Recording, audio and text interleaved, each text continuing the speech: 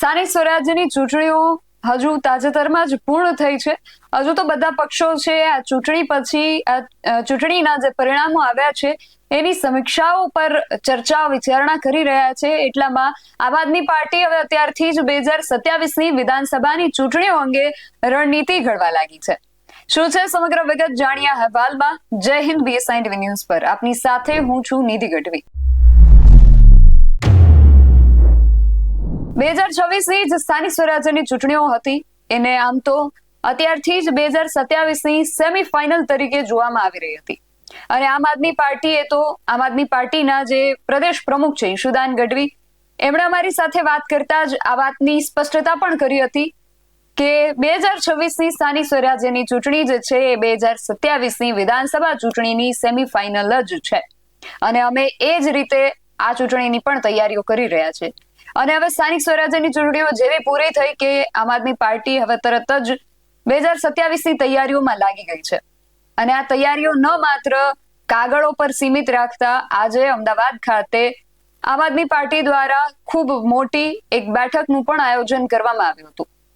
આ અંગે પહેલા તો થોડી વિગતે વાત કરું તો આમ આદમી પાર્ટી જે છે અત્યારથી જ 2027 વિધાનસભા ચૂંટણીઓની તૈયારીઓના ભાગરૂપે આ બેઠકનું આયોજન કર્યું હતું અને અમદાવાદમાં આમ આદમી પાર્ટીના રાષ્ટ્રીય અને પ્રદેશ નેતૃત્વની આગેવાનીમાં આ બેઠક જે છે એનું આયોજન કરવામાં આવ્યું હતું.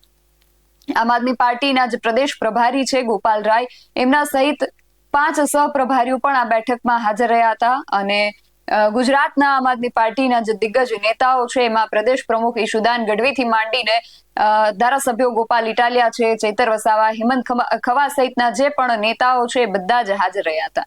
અને આ જે બેઠક છે એની અંદર 2027 વિધાનસભાની ચૂંટણીઓને લઈને રણનીતિઓ જે છે એ ઘડવાની શરૂઆત થઈ ગઈ હતી અને ગોપાલ રાયે તો ત્યાં સુધી કહ્યું કે વિસાવદરથી તો માત્ર અમે શરૂઆત કરી હતી અને હવે મારું લક્ષ્ય 2027માં પરિવર્તન લાવવાનું છે. અને સ્થાનિક સ્વરાજ્યની જે ચૂંટણી હતી એ પણ એક યુદ્ધનું મેદાન બની ગયું હોવાનું પણ ગોપાલ રાયે કહ્યું હતું. અને સાથે એ વાત પણ ઉલ્લેખનીય છે કે તાજેતરમાં જ આમ આદમી પાર્ટી દ્વારા રાજ્યનું જે એમનું સંગઠનાત્મક માળખું જે છે એને વધુ મજબૂત અને કાર્યક્ષમ બનાવવા માટે હજુ થોડા દિવસ અગાઉ જ 3 નવા વધારાના સહપ્રભારીની પણ નિમણૂક કરવામાં આવી હતી.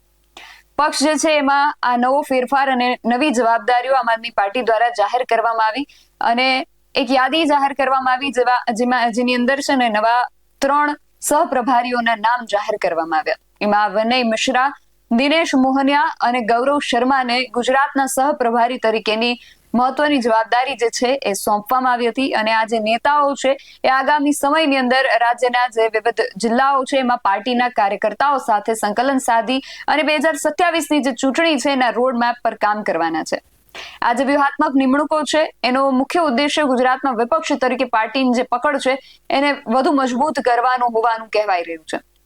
કેજરીવાલે તો વડાપ્રધાનને પણ વિનંતી કરી હતી કે સરકારે રાષ્ટ્રને અર્થતંત્રની વર્તમાન સ્થિતિ અને નજીકના જે ભવિષ્ય છે એના જોખમો વિશે સ્પષ્ટ જાણકારી આપવી જોઈએ અને એવું પણ કહ્યું હતું કે હાલમાં બજારમાં જે અર્થતંત્રને લઈને અનેક અફવાઓ થઈ રહી છે એ રોકાણકારો અને નાગરિકોના વિશ્વાસ માટે જોખમી સાબિત થઈ શકે છે અને અર્થતંત્ર પર આ પ્રહારો કરવાની વચ્ચે અત્યારે ગુજરાતની અંદર આગામી જે 2027ની વિધાનસભાની ચૂંટણીઓ છે એને લઈને આમ આદમી પાર્ટી હવે રણનીતિ પણ ઘડી રહી છે. સૌથી પહેલા તો અમદાવાદથી આ બેઠકના જે દ્રશ્યો સામે આવ્યા છે તેના પર પણ એક નજર કરીએ તો આમ આદમી પાર્ટી જે છે હવે 2027 વિધાનસભાની જે ચૂંટણી છે એને હવે 1 થી 1.5 વર્ષ જેટલો સમય બાકી રહ્યો છે તો અત્યારથી જ તૈયારીઓમાં જોતરાઈ ગઈ છે. જો કે જ્યારે વિસાવદરની પેટા ચૂંટણી હતી ત્યારે પણ તૈયારીઓની સૌથી પહેલી શરૂઆત કરનાર આમ આદમી પાર્ટી જ હતી. ત્યારે પણ પત્રકારો દ્વારા આમ આદમી પાર્ટીને પ્રશ્ન પૂછવામાં આવ્યો કે આટલી વહેલી તૈયારીઓ શા માટે. ત્યારે પણ એમણે કહ્યું હતું કે અમે લોકો માટે કામ કરવા ઈચ્છીએ છીએ અને અમે વહેલી તૈયારીઓ કરીએ છીએ વગેરે એમણે જવાબ આપ્યા હતા. પરંતુ હવે 2027ની વિધાનસભાની જે ચૂંટણીઓ છે એને લઈને અત્યારથી જ 1-1.5 વર્ષ અગાઉથી જ આમ આદમી પાર્ટી જે છે એણે તૈયારીઓના મંડાણ જે છે એ માંડી દીધા છે. હવે આગામી સમયમાં 3 નવા જે સહપ્રભારી છે એમના નેતૃત્વમાં આમ આદમી પાર્ટી હવે સંગઠનાત્મક માળખાને કઈ રીતે મજબૂત બનાવે છે અને 2027ની વિધાનસભાની ચૂંટણીઓમાં શું પરિણામો લાવે છે એ જોવાનું રહેશે. તમારું આ સમગ્ર વિષયને લઈને શું માનવું છે અમને કમેન્ટ કરીને ચોક્કસથી જણાવજો.